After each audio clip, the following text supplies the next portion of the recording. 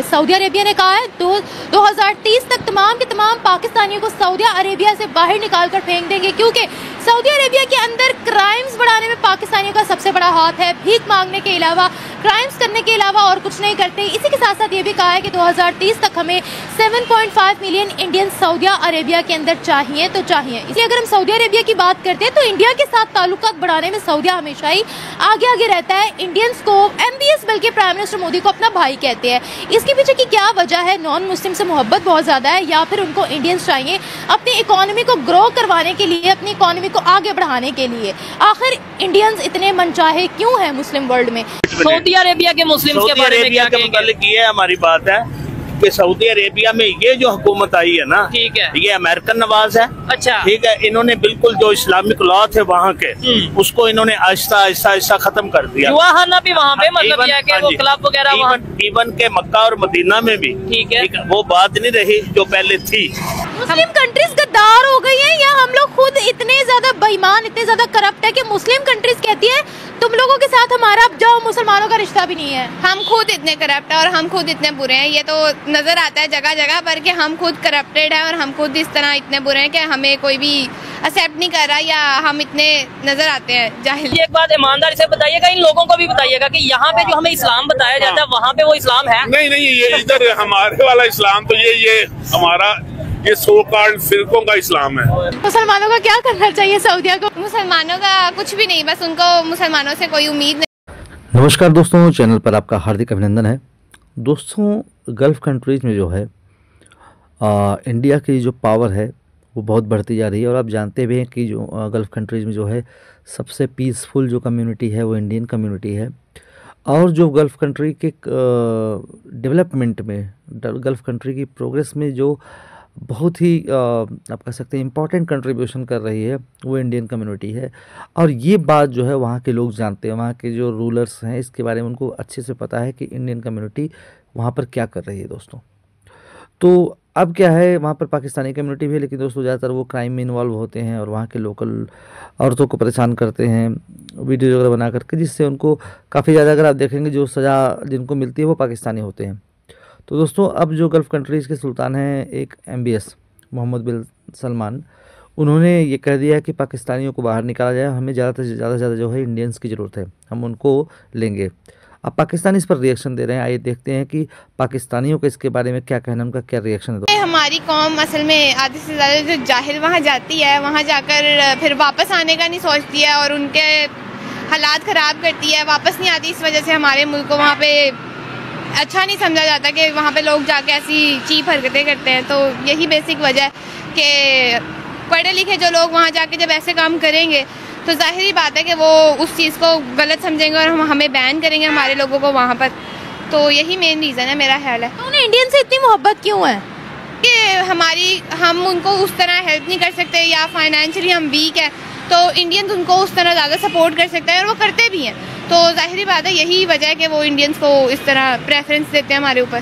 क्या वो ज़्यादा मेहनती हैं? क्या वो ज़्यादा दिल लगाकर काम करते हैं? उनको पता है कि किसी कंट्री में अगर हम जाते हैं तो कैसे बिहेव करना है, या उनको नॉन मुस्लिम से बड़ा प्यार है सऊदिया को? नहीं, इंडियंस के अंदर हमसे ज़्यादा नॉलेज है, मेरा ख्याल है, और हमसे ज़्यादा वो पढ़े लिखे लगते हैं और उनमें मैनर्स भी हैं।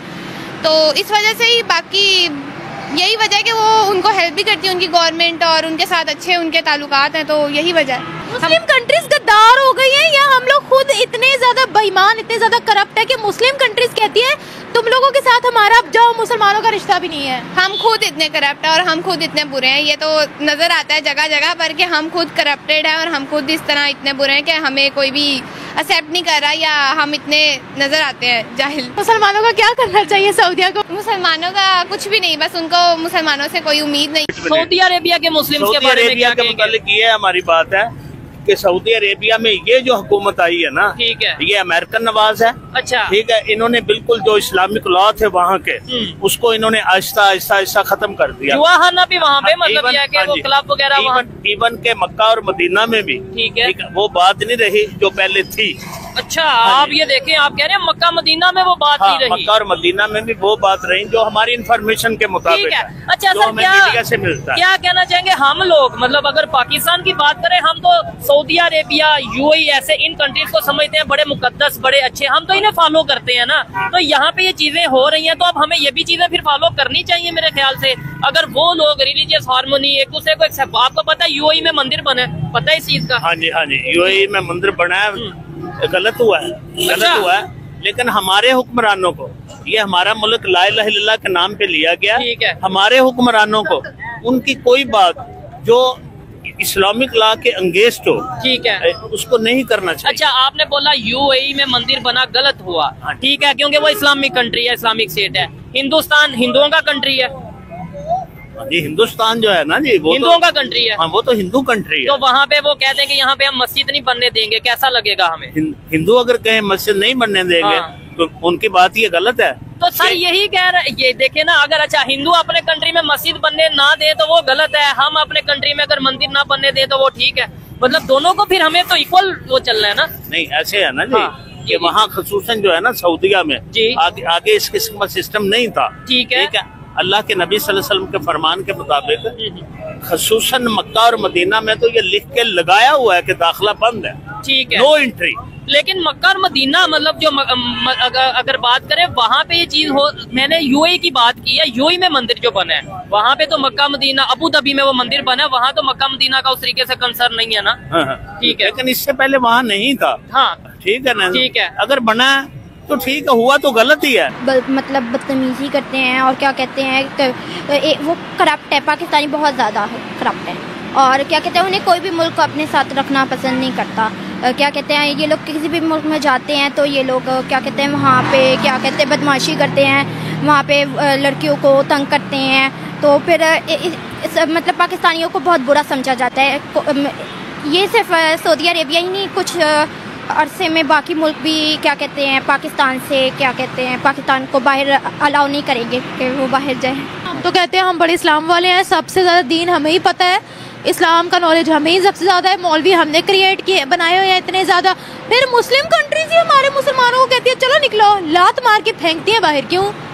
ये कहने की बात है कि हम लोगों को इस्लाम का बहुत ज़्यादा पता है, लेकिन हमें इस्लाम का 0% भी नहीं पता। हम लोगों ने वो रूल्स बनाए हुए हैं जो इस्लाम में है ही नहीं। क्या कहना चाहेंगे खबर यह, सऊदी अरेबिया ने अजान के ऊपर, लाउड स्पीकर के ऊपर, वॉल्यूम के ऊपर लिमिट लगा दी है, पाबंदी लगा दी है कि इससे ऊपर आप इससे ज्यादा अजान नहीं वॉल्यूम में दे सकते। क्या कहना चाहेंगे? तो आप दूसरे मामला में सऊदी अरब को फॉलो करते हैं जो इस वजह से करते हैं आप, ठीक है।